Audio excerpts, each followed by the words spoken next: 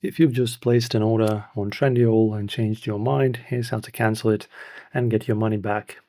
So first, of course, you open up the Trendyol app or go to the website and sign in into your account.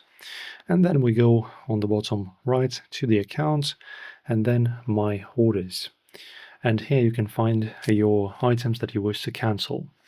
If your order hasn't been shipped yet, you'll see a cancel order button. Tap it, confirm, and that's it. However, if the order has been already shipped or delivered, you can't cancel it directly. In that case, you'll need to request a return once the item arrives. To do this, you just go into your orders again, choose the item, and then tap on Return Products. Select a reason, for example, changed my mind, and pick a free return courier, like Yurtici Cargo or M&G Cargo. After that, you'll receive a return code, which you'll need to, of course, show when dropping off your package.